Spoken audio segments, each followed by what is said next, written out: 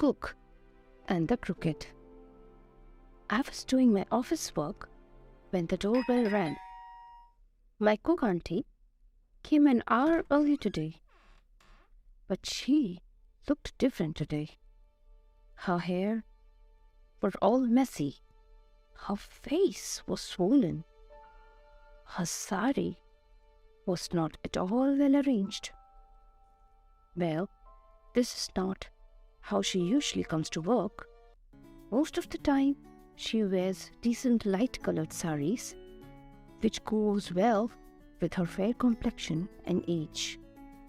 She always wears a single simple plait, but sometimes when she is happy, she wears a big rose on that plait.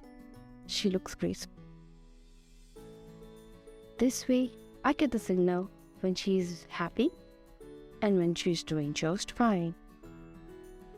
Another way in which I understand her state of mind is through the taste of food, which improves drastically when she is jovial.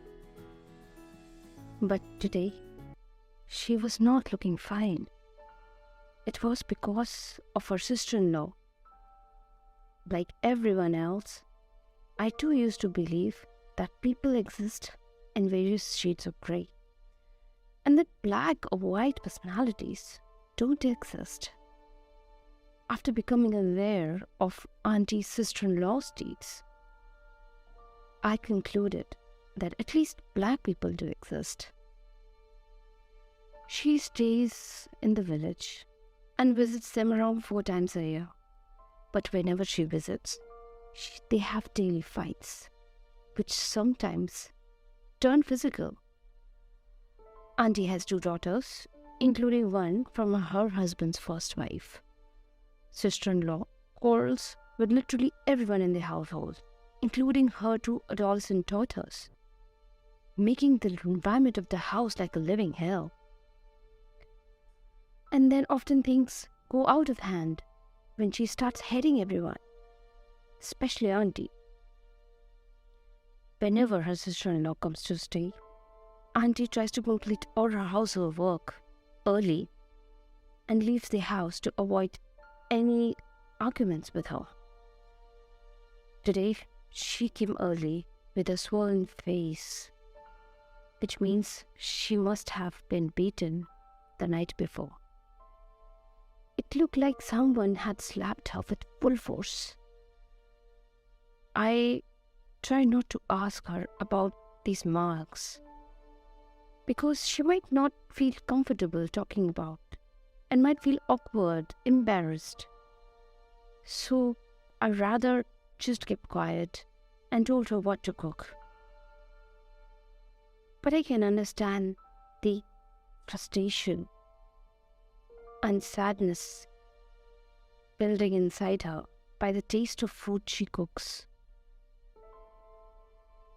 It has changed since her sister-in-law has come.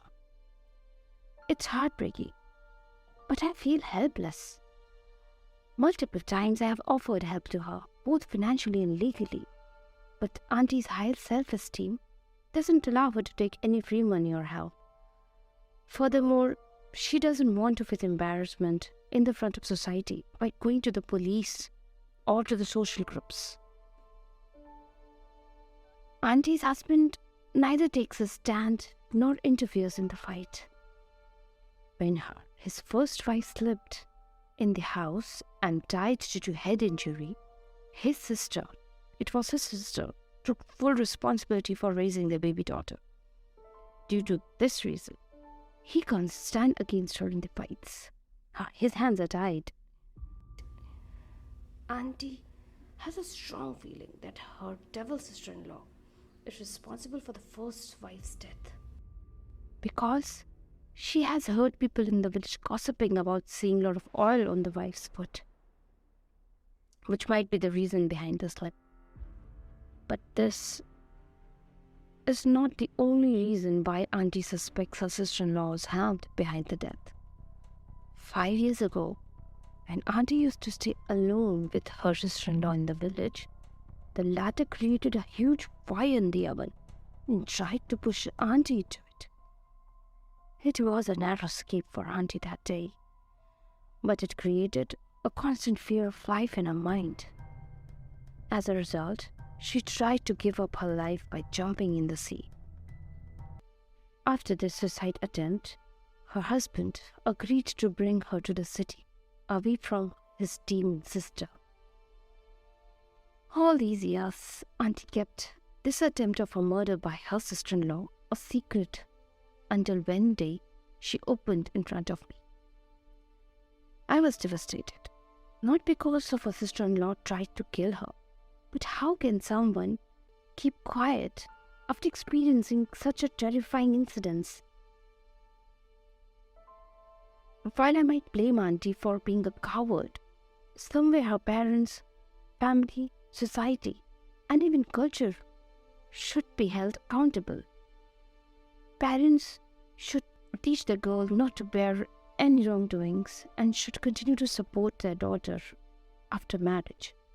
Husband too should understand that wife is his responsibility and that she needs his support. Society should accept that even after marriage, girl has a right to seek justice, whereas culture should teach moral values of equality and respect. But to achieve this mindset, it might take another 10 years. So, at present, even after getting beaten, getting threats and scolding, Auntie doesn't utter a word, neither to his parents nor to anyone else. It has been 3 years since Auntie has been working for me, and I have accepted the fact that some things cannot be changed. Although Auntie looks weak from outside due to her slim body and short height, from inside she is very strong. She tried to behave as normal as she could and started with the cooking. After some time, my cleaning maid came, and both of them started talking. I overheard their conversation. Auntie was saying that there was a big fight last night. Only this time she gathered enough courage to ask her sister-in-law to leave the house. Hearing this, she got angry and hit Auntie hard with her fist. While I was happy to know that Auntie is now able to speak in front of her, I felt hurt to hear the extent of violence happening in our house. After an hour or so, my cleaning maid left, leaving only Auntie and me at home. My phone bell rang. It was from an unknown number. I picked it up. The other side was Auntie's neighbor. Auntie doesn't carry the phone, so she gave my number to her neighbors as an emergency contact. Neighbor said that Auntie's sister-in-law has slipped, has hit her head, and is bleeding profusely. Right now she is unconscious and needs immediate medical attention. There is no one in the house, and Auntie's husband's phone is not reachable. That is why they've called me. I was shocked and I rushed to inform Auntie about the situation so that she could leave home as soon as possible. I walked up to her, but suddenly I stopped, realizing maybe I should leave the things as they are happening. I can easily pretend that I didn't hear anything, didn't hear what neighbors said. So I turned back for a second. But then my mind said, let this be Auntie's choice. Let her decide if she wants to help that evil person and give her a chance to change. So I went to Auntie and told her about the situation. She didn't give any response and continued with her work. I quickly sensed what she wanted and decided not to disturb her any further. After a while, I got a call again from her neighbor to check if Auntie has left and if she called an ambulance. Someone needs to go to the hospital with the injured sister-in-law. I told them that after hearing all this, she fell unconscious and right now she is not in a state to come home or do anything else. Hearing this, Auntie, Auntie was surprised. She stared at me for some time. Then she took her eyes away and continued to make chapatis. She took longer than usual today to finish her work. Maybe because she intentionally didn't want to go home. Around an hour after the call, she left. After she left, for the whole day, I wondered what might have happened to her sister-in-law. Does she survive? Is she doing okay? And did anyone said anything to Auntie? Not able to bear it any longer, I called Auntie's elder daughter to check. In a very calm tone, she said that her Bua is no more. She kept talking. There was a lot of oil spilled on the floor, because of which she slipped, hit her head. Father was at work and we were all in school, but the time ambulance and mommy reached home, it was too late. But nobody can understand how so much oil got spilled on the floor. She kept the phone after that. I was relieved to know that Auntie was doing okay. She did come for next 10 days. When she came back on the 11th day, I didn't ask any questions and just told her what to cook. As soon as I turned my back to work, she called me from behind. Didi? I looked at her. She smiled and said, "Thank you, Didi." I didn't say anything, but smiled back. This time I noticed her wearing a pink rose on that plait. Hope things for Auntie will be better now.